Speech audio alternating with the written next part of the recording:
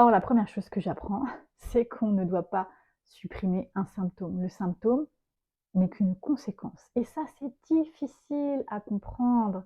On a l'impression, parce qu'on a été conditionné de cette manière-là, on a été éduqué, toute la société fonctionne comme ça, que si le corps a une défaillance ou s'il y a une émotion qui est vécue, c'est que c'est un problème et que ça doit être supprimé et que sinon on est malade.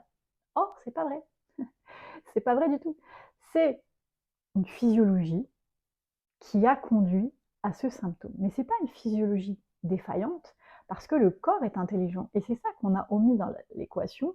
On nous a appris que le corps était soit fort, une force de la nature, on a de la chance, fouf, soit faible. Ça, c'est une mauviette ou c'est une petite nature, peu importe. Et donc, par conséquent, on est défaillant. Et on vit notre vie un peu comme à la loterie, pourvu que rien me tombe sur la tête.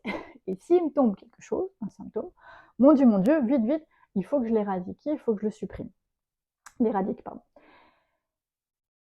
Je caricature, mais en gros, c'est un peu ça qui se passe. Et donc, tu as bien compris, quand on fait ça, on passe en mode survie. Mon Dieu, il y a un problème, je dois fuir ou l'attaquer. C'est-à-dire que je crie au secours, je suis victime du symptôme, ou je combats le symptôme.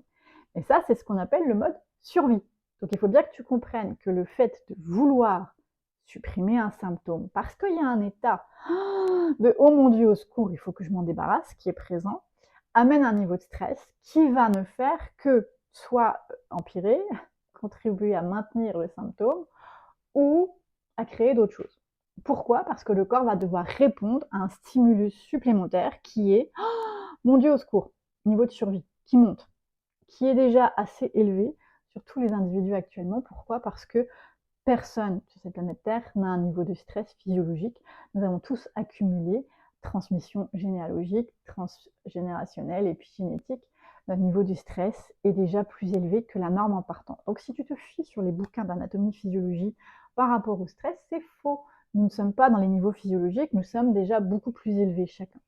Maintenant, selon ce que l'on va vivre, le niveau va monter.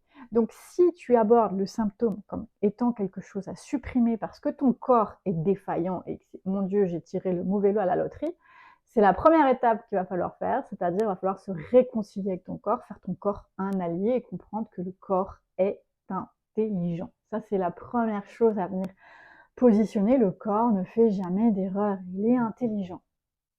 Alors à ça, tu risques de m'opposer, oui, mais les pathologies graves.